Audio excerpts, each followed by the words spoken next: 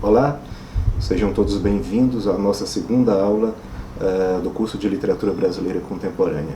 Eu quero começar esse segundo momento a partir da retomada de alguns tópicos que foram vistos no nosso último encontro. Vamos a eles.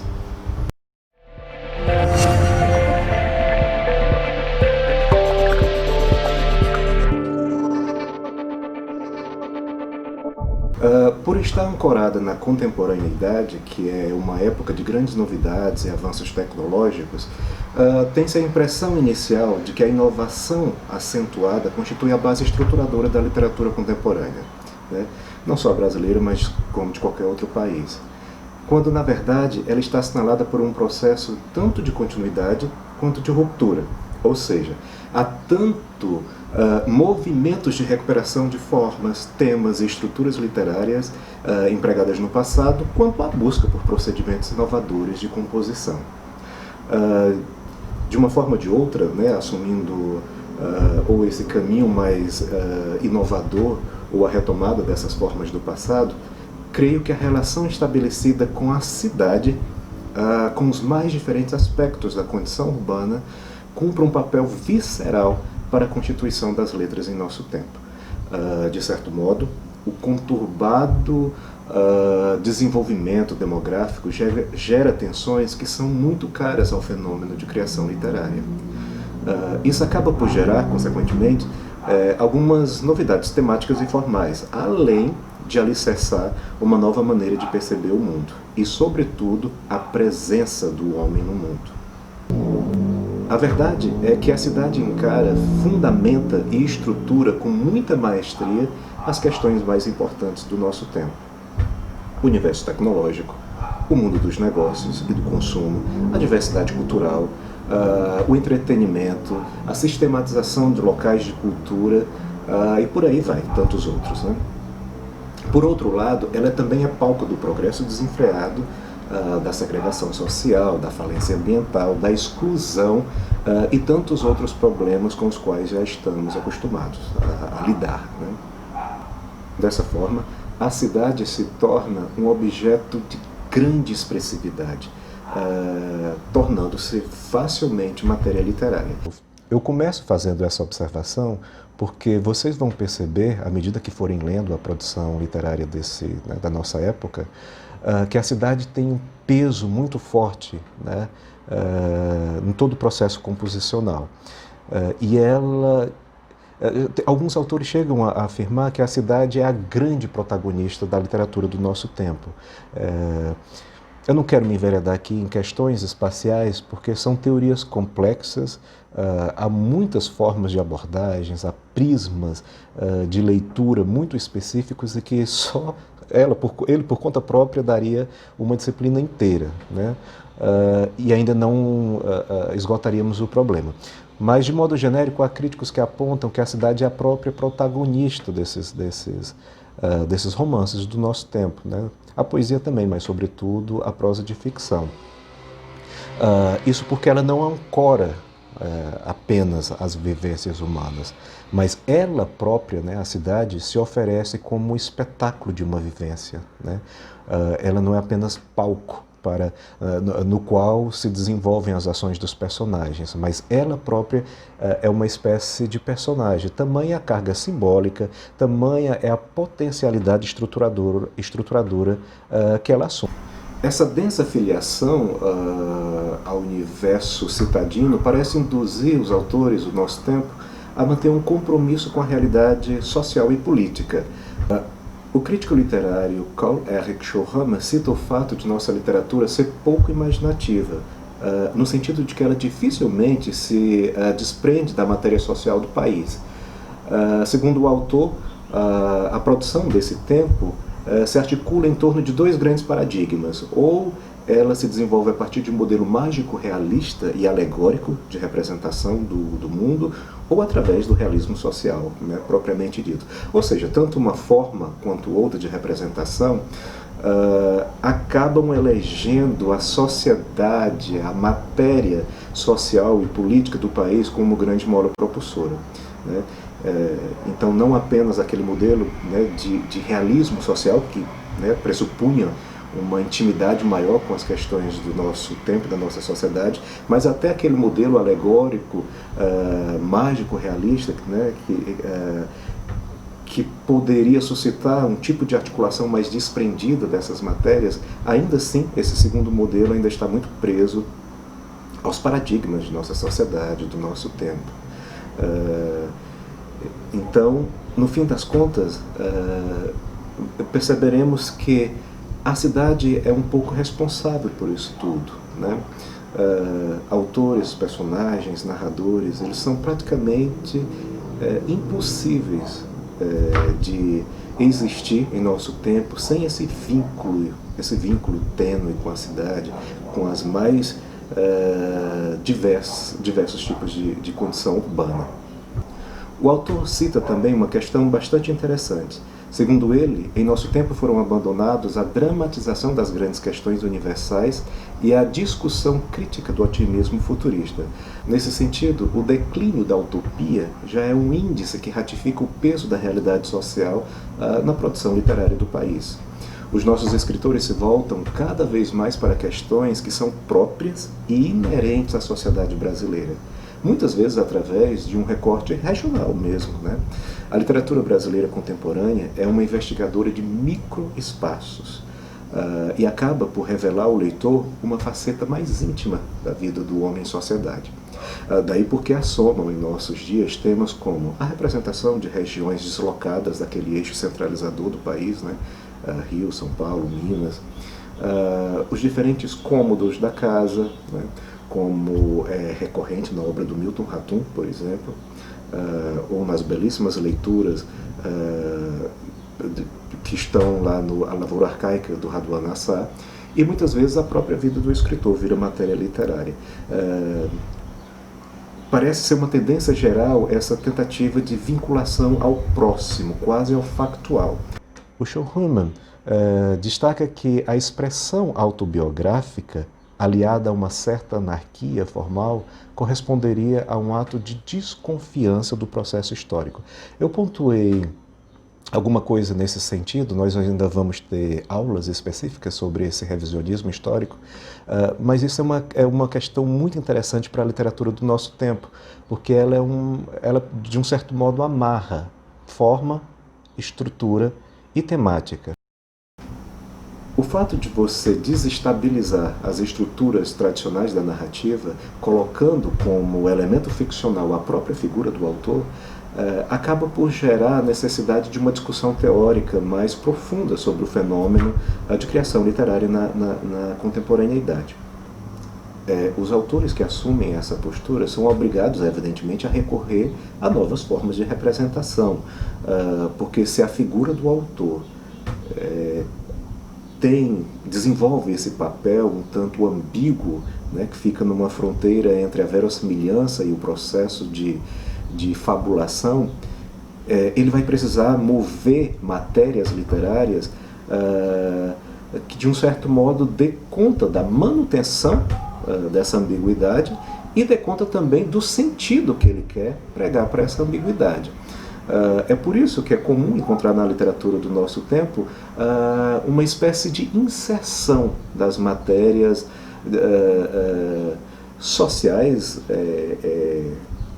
factuais do tempo, e não só isso, a inserção também de gêneros que não são propriamente literários, como fotografias, trechos de entrevistas, trechos de matérias de jornais, registros historiográficos e uma série de outros.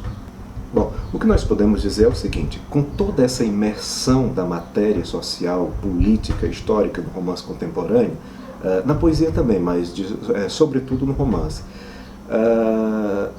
tudo isso acaba levando a uma espécie de revisão das posturas de engajamento político, né? E, consequentemente, cria uma narrativa marcada por resistências, né, aos processos homogeneizadores e aos discursos históricos imperialistas. Claro, é sempre muito perigoso você traçar características para fenômenos literários, como se isso fosse a coisa mais homogênea e todo e qualquer texto que você encontre necessariamente essas características estariam ali para basilar o movimento. Sobretudo na literatura contemporânea, porque, como eu afirmei na aula passada, nunca se produziu tanto, né, como nesse período. Mas a gente poderia assinalar como tendências gerais, digamos, desse processo os seguintes elementos. Primeiro, a tentativa de dar ou de restituir a voz de seres e classes que foram silenciados ao longo do processo histórico, aproximando-se da linguagem e de temas populares, né? Outro elemento importante na literatura do nosso tempo é a aceitação de determinados aspectos da cultura de massa, que até pouco tempo atrás era visto com muito maus olhos, por exemplo. Denunciar processos autoritários e a injustiça social, e aí por aí vai, né? Bom, com tudo isso, parece que os escritores do nosso tempo têm uma preferência por elaborar uma narrativa que funciona como resistência aos processos históricos, aos poderes autoritários, ao Estado totalitário, bom, e uma série de outras contraversões, uma série de outras manifestações de poder que acude a população ao longo de muito tempo. Esse caráter de denúncia pode ocorrer tanto de forma mais explícita, né, apontando o elemento negligenciado de forma direta e objetiva, ou pode ocorrer de forma implícita, quando na verdade a própria estrutura da obra literária é o processo de resistência. É muito comum, por exemplo, a negação de determinadas formas cristalizadas pela tradição literária brasileira serem revistas, reanalisadas, rearticuladas. E essa espécie de invasão de um território bastante solidificado já constitui, por natureza, o próprio ato de resistência, né? As formas literárias, de um certo modo, existem para abarcar, né, para dar vida a determinados temas, a determinados tipos de registro. Se você nega uma forma, né, se você rearticula, se você reelabora, significa também dizer que você está, de um certo modo, reorganizando, rearticulando as conjunturas sociais que permitiram a criação e a divulgação daquelas formas. Bom, como eu falei, tudo isso acaba por promover uma espécie de revisionismo histórico, de modo que agora a própria literatura parece apresentar dados mais factuais do que a própria história. Ao promover deslocamentos na hegemonia dos discursos e trazer à baila a voz dos silenciados, né, de todos aqueles sujeitos que por algum motivo, e classes sociais, né, que por algum motivo não puderam falar na sua época, a literatura contemporânea não apenas cria um extraordinário cenário de realização estética, como também cumpre um importante papel político dentro da sociedade. De um certo modo, cabe a ela restituir a voz daqueles indivíduos que a história prezou por silenciar. Bom, como consequência desse desejo de manterem um compromisso com a realidade histórica e social, os autores da contemporaneidade viram-se obrigados a experimentar procedimentos estruturais que dessem conta da inclusão dessa faceta histórica no terreno da criação imaginativa. Daí surge uma série de formas híbridas, meio que articulando elementos, né, típicos, né, do terreno literário com outros, né, do terreno não literário. Ou seja, há um hibridismo de formas literárias e não literárias na produção desse tempo. Isso é uma maneira de imprimir maior verossimilhança ao discurso, evidentemente. Ora, se eu estou escrevendo sobre um processo histórico e eu quero que o meu romance ou o meu poema, enfim, dê respostas, apresente perspectivas que a história oficial não foi capaz de dar, por mais que a minha obra seja ficcional, eu quero que, de um certo modo, o meu discurso toque o leitor e o faça crer e adotar a minha perspectiva, né? Então, talvez assumir formas clássicas, né, estruturas, né, formas e estruturas, procedimentos clássicos do discurso literário não surta muito efeito, né? Então, a saída encontrada foi trazer elementos de que até então estavam fora do campo literário para dentro do próprio discurso. Isso não é uma coisa da contemporaneidade, para falar a verdade, né? Quem lembra dos estudos de gênero, né, do Bakhtin, por exemplo, ele já previa isso, né?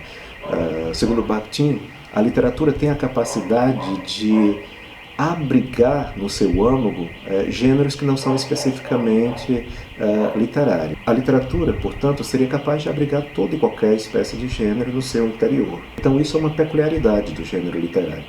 No caso da literatura contemporânea, especificamente, os autores vão buscar aqueles gêneros que a sociedade, a cultura, de um certo modo, elegeu como sendo objetivos e promotores da verdade, né? Na sua grande maioria, jornais, revistas, diários, né?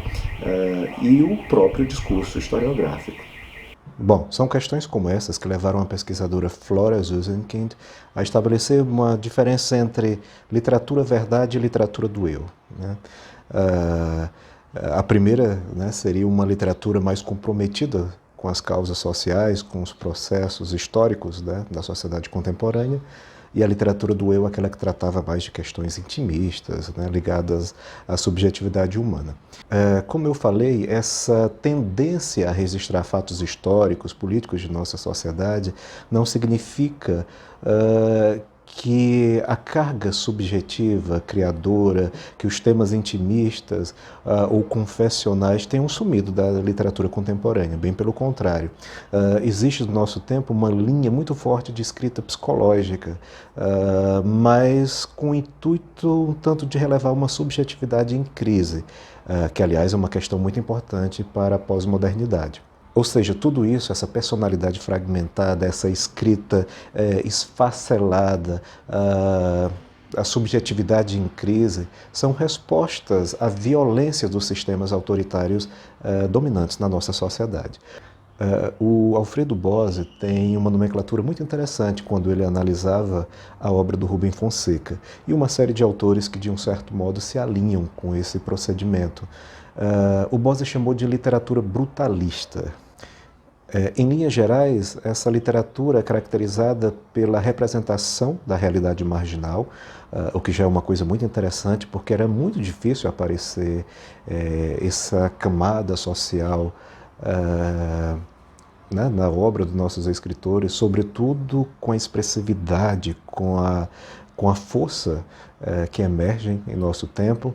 Os textos que se filiam a essa linha, né, de produção tendem a revelar aspectos muito proeminentes da pobreza, a retratar questões do tráfico, do uso de drogas, da dependência dos indivíduos, seja a sistemas, seja a outros indivíduos, né? Mas, enfim, o que deve ser levado em consideração aqui é uma coisa muito interessante apontada pelo Schulhammer. Durante muito tempo no processo de nossa literatura, né, da literatura universal como um todo, havia uma dicotomia estabelecida entre o campo e a cidade, né? E, de um certo modo, a produção cultural ia se articulando um pouco a partir desse dualismo, né? Sobre esse aspecto, é só observar um pouco o desenvolvimento das próprias literaturas universais e logo se perceberá que representação de campo, representação de cidade vão sendo meio que alternadas ao longo, né, desse processo evolutivo. Bom, o Schulhammer faz uma nova leitura para a literatura do nosso tempo, e no lugar daquela antiga dicotomia entre o campo e a cidade, a literatura contemporânea parece tentar responder a uma dicotomia de outra ordem, entre a cidade oficial e a cidade marginal. Com efeito, o tempo todo vão assomar questões, né, relacionadas à extrema pobreza, né, urbana, a outras, né, de quadros sociais mais estáveis, né? Aliás, a experiência da pobreza surge com uma força enorme, né, na nossa época, e sempre com alternativas muito interessantes para se discutir teoricamente, né? É uma pobreza ora nutrida da realidade social, ora muito inventiva, ora muito imaginada na pele do outro, mas com uma concepção e, sobretudo, com uma loja de discurso daquele sujeito que não pertence ao campo da pobreza. Ou seja, parece ser uma dicotomia simples, mas no fim das contas ela alimenta um jogo de tensão muito forte e muito próprio da nossa sociedade. O interessante é que algumas vezes esse tipo de dicotomia leva a uma espécie de anarquia formal, né? Eu vou citar o exemplo claro aqui do Rubem Fonseca. Quando o autor resolve representar alguns setores marginalizados da sociedade brasileira, ele utiliza determinadas formas e, sobretudo, uma linguagem que até então era pouco comum né, no âmbito da nossa literatura.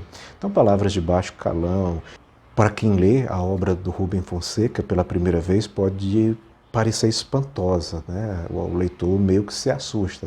Se você está acostumado com um tipo de literatura mais cândida, né? Um tipo de linguagem mais branda, com recortes temáticos mais tradicionais, ler toda a brutalidade, né? Com a linguagem crua, seca, né, do Rubem Fonseca pode causar realmente um choque. Mas é uma espécie de anarquismo formal que é uma consequência quase que natural nesse processo de representação do outro, do marginalizado.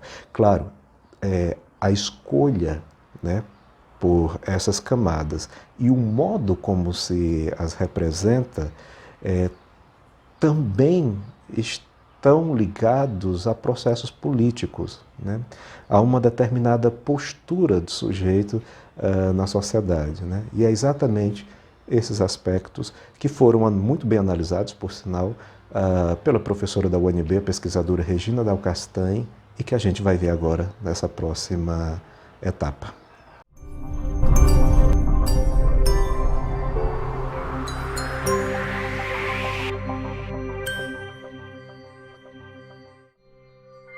Vamos começar essa última sessão a falar um pouco sobre a pluralidade de escritas no cenário da literatura contemporânea brasileira.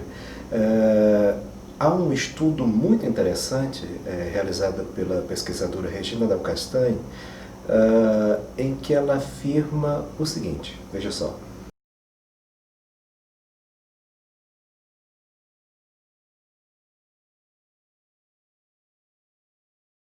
Ora, o fenômeno literário ocupa um espaço na sociedade e, como todo espaço, ele é um território de disputas, onde há grupos hegemônicos ou não, mas que querem, de um certo modo, exercer um domínio sobre esse território para que possa manifestar alguma forma de poder, né?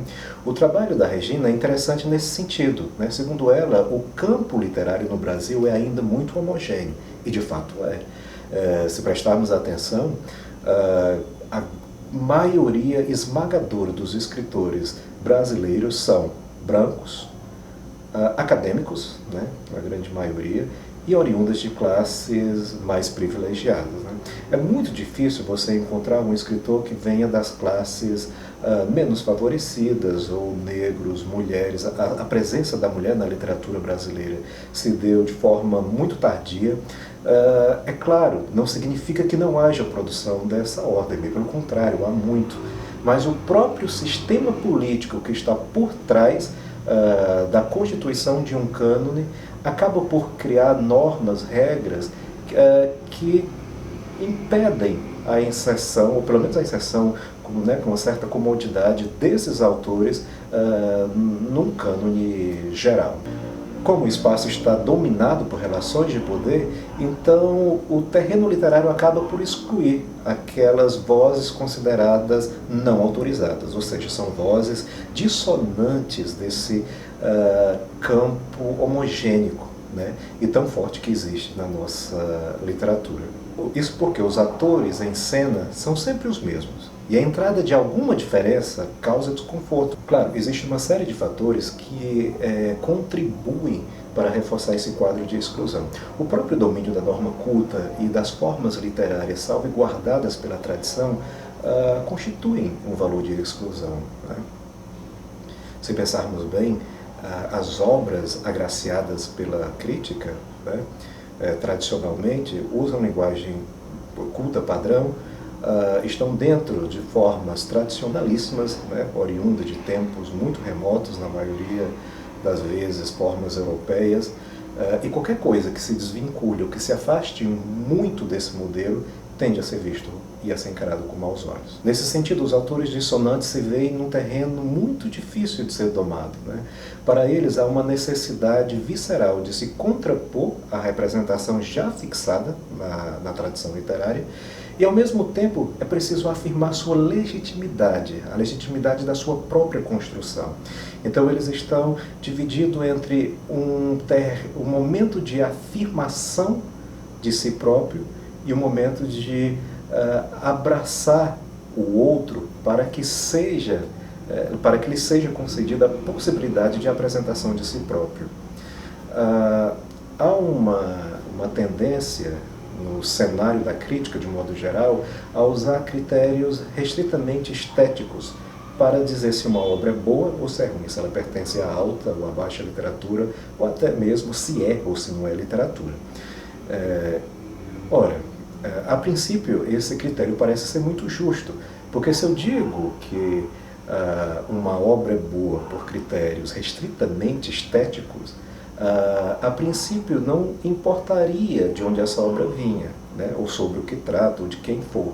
Ou seja, se ela é boa, independente de quem fez, de quando se fez e sobre o que se fala, o crítico teria que validar, né, a qualidade estética dessa obra. Acontece que a coisa não é bem assim, porque os próprios valores elegidos como obra de qualidade, ou seja, os próprios valores da estética, foram construídos em cima de um conjunto de obras que já eram elitistas por natureza.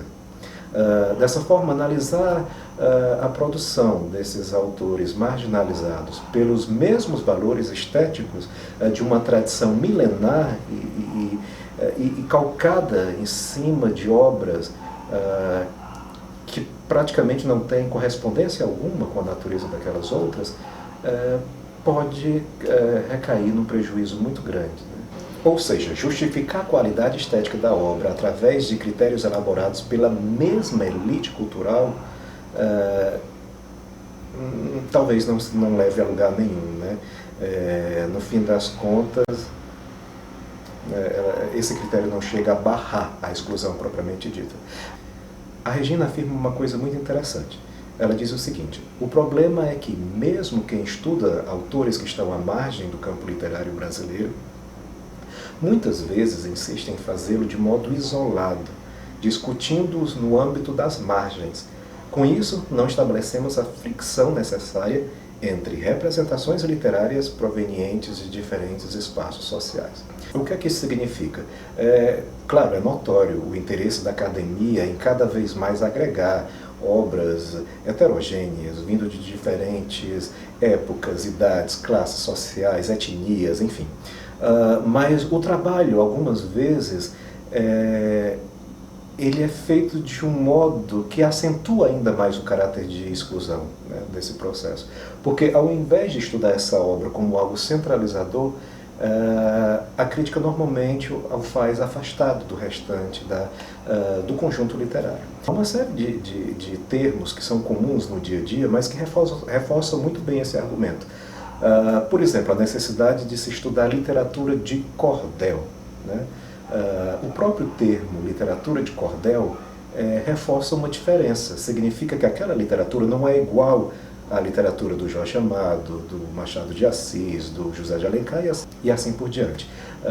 Ou seja, há sempre uma necessidade de marcar uma posição na margem. O que a autora está demandando é que essas representações, essas escrituras marginais, sejam trazidas para o centro, né? E que já não seja mais necessário atribuir adjetivos, né? Literatura negra, literatura feminista, literatura de cordel e assim vai, mas simplesmente literatura, como toda e qualquer outra grande produção literária do país. Bom, é interessante observar que a própria definição dominante de literatura circunscreve um espaço privilegiado de expressão. de alguns poucos grupos, evidentemente, porque foi a literatura executada por esses grupos que, de um certo modo, originou o conceito de literatura, né? Ou seja, o que nós entendemos por literatura hoje é aquilo que uma determinada classe, que um determinado grupo de escritores disse que era literatura, né? É interessante que no processo histórico as tradições são seguidas, quebradas, reconquistadas, né? E parece que no terreno literário a coisa ainda não está bem resolvida, né? É como se ao campo da história da literatura não restasse outra opção a não ser seguir as normas que já estão pré-estabelecidas. É muito difícil quebrar conceitos, sobretudo ligados à constituição do cânone, né? Dizer que um autor, que um rapper, por exemplo, ter uma obra considerável e inseri-lo num livro didático de literatura é ainda hoje uma coisa muito difícil de se imaginar, né? Porque algo que é inerente ao processo histórico, que é a quebra de determinadas estruturas, no terreno literário ainda está um caminho ainda a se percorrer. Eu falo da crítica literária especificamente, não da produção literária, claro. Bom, essa questão acaba gerando alguns problemas, né? O primeiro deles é a existência de um dilema, né, no grupo de escritores marginalizados. Isso porque a apresentação de uma voz autêntica, né, que é a sua própria, ainda que de natureza híbrida, precisa rivalizar com uma forma de mimetizar os modos do discurso dos dominantes, né? Como sabemos, é muito improvável que um autor vindo, né, de camadas menos prestigiadas, né, de uma realidade marginalizada, se utilizar linguagem, estruturas, formas inerentes ao seu espaço, ele ganhe um terreno com facilidade no campo da crítica, da academia, né? Ou seja, se ele quiser conquistar o mínimo de espaço, ele vai ter que abandonar um pouco a autonomia da própria voz e assumir determinadas estruturas que já são balizadas e que são aceitas com facilidade pela crítica literária. Ou seja, no fim das contas, esses autores estão promovendo uma espécie de traição da própria experiência de vida. Porque muitas vezes a matéria narrada é própria dele, mas as formas e as estruturas utilizadas para a narração são tomadas de empréstimo a culturas que nada tem a ver com a sua realidade. Bom, um outro aspecto que precisa ser levado em consideração diz respeito aos limites da escrita e à impossibilidade do intelectual falar sobre o seu povo. Se pensarmos bem, essa é uma causa muito pesada, né? Você demandar para que um indivíduo de uma classe marginalizada assuma o papel de porta-voz do seu povo e imprima um discurso para o mundo todo, para uma sociedade mais ampla ver, né? De um certo modo, a opressão agudiza o sentimento de ansiedade e o escritor acredita não ser mais capaz de resolver os problemas que o identifica. Então, na maioria das vezes, quando essa tarefa se anuncia como factual, como exigente, a consequência imediata é o escritor abandonar o exercício literário e não produzir mais discurso algum a esse respeito. Os escritores, né, que vêm, né, de sociedades marginalizadas precisam dar um sentido para a sua própria vida e depois minar as desconfianças do leitor que não pertencem à sua classe. Ou seja, é como se para entrar no rol dos grandes escritores, esses que vêm de sociedades marginalizadas precisam se justificar sempre, né? Por que é que eu estou ocupando esse espaço ou por que é que eu demando uma participação nesse espaço, né? Aqui, mais uma vez, a cidade desponta como um papel muito importante nesse processo todo, porque, querendo ou não, ela é um mecanismo de produção cultural e artística. Mas essa mesma cidade, ela é um domínio de poucos, né? Está marcada por muitas barreiras simbólicas que determinam o lugar de cada um, né? Ou seja, a própria cidade dá uma dimensão da atmosfera segregadora na qual vivemos. É preciso admitir que, na representação dessas sociedades descentralizadas, o espaço que lhes é concedido nunca é o mesmo espaço que a elite social, cultural e econômica ocupa, né? Há uma nítida segregação de valores, de hábitos, que acaba, evidentemente, confluindo na segregação humana.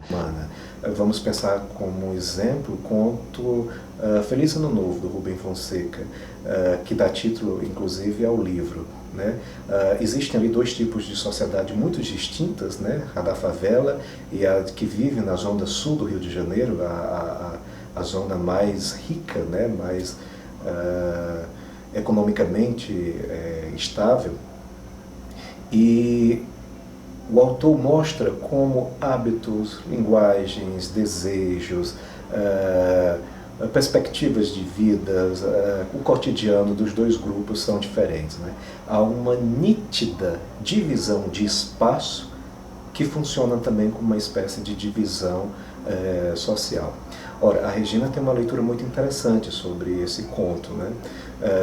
Na verdade, segundo a autora, o Fonseca não está apenas mostrando dois mundos distintos que não se comunicam, né? Mas está sim revelando um modo como uma classe dominante pensa o outro, né?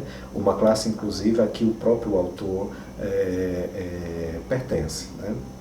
Então, ao abordar a comunidade da favela como sendo um contingente ligado ao crime, à droga, aos abusos, enfim, é uma série de características e de procedimentos depreciativos, acaba por revelar também um pouco das duas uma, ou a visão que nós temos sobre o outro, que parece ser tão homogênea, né?